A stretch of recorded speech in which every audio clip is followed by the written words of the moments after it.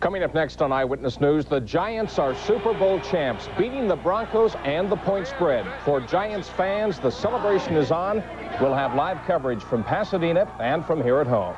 Also tonight, the other big story, another snowstorm about to hit us. We'll have the full story of how much we'll get this time on Super Night here in our area. Eyewitness News is next. The amazing New York Giants hear a score on the Broncos in the fourth quarter. And tonight, the New York Giants are Super Bowl champs.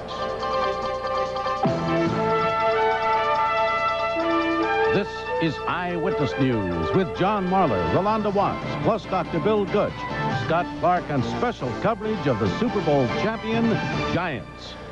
Good evening. What a game and what a team. The Giants are Super Bowl champions. Coach Bill Parcells would get his much-deserved victory ride off the field, just part of the celebration tonight. Giants players dancing on the field, celebrating a tremendous win over the Denver Broncos. Quarterback Phil Simms named the game's most valuable player. He threw 3 touchdown passes.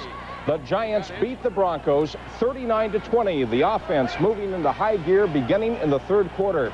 Scott Clark joins us now with highlights. Scott, the same one who predicted the outcome of the game, 17-7 Giants, but it's 39-20. The only solace I can take in my prediction last night, I picked the right team, and they did beat the spread. And how? Called them the New York Giants, the Jersey Giants, whatever, but called them super. They did it. They beat the Denver Broncos 39-20. The Giants are the Super Bowl champions. Let's start on the Giants' first possession of the game. They trailed 3-0 when Phil Simms found Zeke Mowat for a 6-yard score. This would make it 7-3 early on, the Giants with their first lead. But on the Broncos' next possession, John Elway calls his own number. On the quarterback draw, he takes it 4 yards to the touchdown. It was 10-7 Broncos.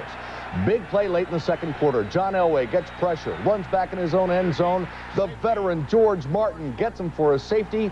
It was 10-9, and the Giants gained even more momentum when Rich Carlos missed 2 very makeable field goals in the first half, 10-9 at the intermission. From there, it was all Big Blue. Phil Simms completes a 63-yard drive with this 13-yard touchdown pass to Mark Bavaro. The Giants had the lead for good, 16-10, then later in the third. The Giants go with the flea flicker. Simms to Morris to Simms. He finds Phil McConkey wide open. 44 yards. It would set up a Joe Morris touchdown, but Phil wanted that one so badly. Phil Simms owes a Super Bowl record-setting MVP. Would get McConkey that touchdown he wanted, but it came off Mark Bavaro. It was Giants magic working by then. They win Super Bowl 21, 39-20. And now standing by live in Pasadena is Eli Zaret. Eli joining us now. Eli. Well, Scott, you know, one thing the Giant players seem to universally repeat in the excited locker room afterwards was how the so-called monkey is off their back, the years and years of losing. Maybe they won't have to hear about it anymore because they have proved that the Giants are indeed champions. And, of course, it was 10-9. They trailed at the half only because the Broncos made several critical mistakes in the second quarter, like the 2 missed field goals and George Martin's safety. And Jim Burt pointed out the significance of all that to the Giant victory. We were just lucky to stay close, and that safety just gave us an extra boost, you know, to be 10-9. And those 2 field goals we missed were big, and you know, keep them out of the end zone in that one. Those are crucial plays, and they had their chance.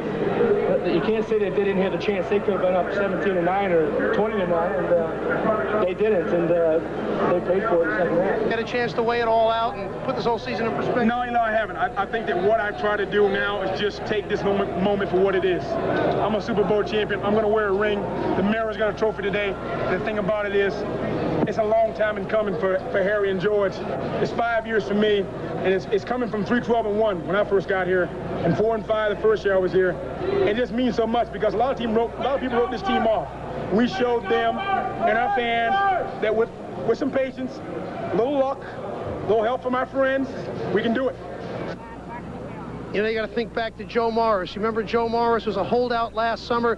Think of all that's happened to him this year and how he must feel today as opposed to then. Most of the players pointed out how glad they felt for George Martin and Harry Carson, the great veterans who finally saw it all come true. We'll talk more about Phil Simms and his great day, hear from some more Giants later on in the newscast. Now back to you, Scott. All right, thank you very much, Eli. Good job, and we will have more on the highlights and the key moments in the game in just a few minutes. John Rolanda. Thank you, Scott. Well, you know, Giants fans have been waiting a long long time for tonight. The last time they won the NFL championship was back in 1956. Waiting a long time to celebrate. Celebration underway at the unofficial headquarters of the Giants. That's Manny's Restaurant in Moonachie, New Jersey. And Tappy Phillips is there. Tappy? There we are. Well, John, this is kind of the unofficial headquarters of the Giants. This is where Bill Parcells comes in after home games to have a little dinner.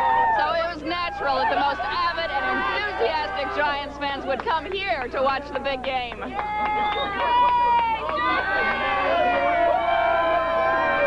The frenzy began with the opening kickoff as the crowd started to get excited. But then the mood turned somber at halftime with the score a nerve-wracking 10-9. During the halftime, dentist Tom Greco made good on a bet that if the Giants made it to the Super Bowl, he would marry his sweetheart, Claudia Briscoe. What would have happened if the Giants had not made it to the Super Bowl? Would you have gotten married anyway? Not today. In a couple of years, in a couple of months, weeks, who knows? Probably, yes, but not today. Their toast was Gatorade, and the vows were barely audible over the television analysis of the first quarter. I now pronounce you man and wife.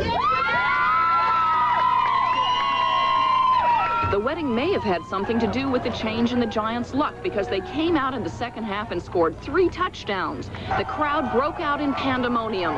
Finally, it was over. The Giants victorious and the fans ecstatic. 30 years, we did it today. All right, #1. Why are you crying? I'm so proud of them. So proud. Giants played the best game I've ever seen. I've been waiting since 1960, and I was only 10 years old then. We're #1. We're #1. So it's all over now, but the shouting, and there's been plenty of that going on here tonight. These folks call this team the Jersey Giants, and they couldn't be happier or prouder. I'm Tappy Phillips, about to meet Bob in Moonachie, John. Okay, Tappy, thank you very much. The celebration going on coast to coast tonight because other Giants fans are celebrating in Southern California. Why don't we go back out to the Rose Bowl? Larry Minty standing by live. Larry.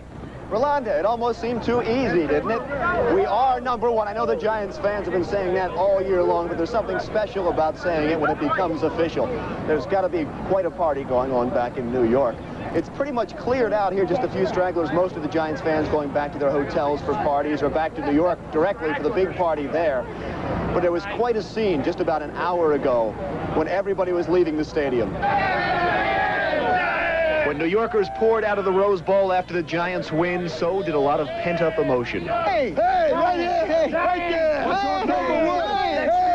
all the way from New York.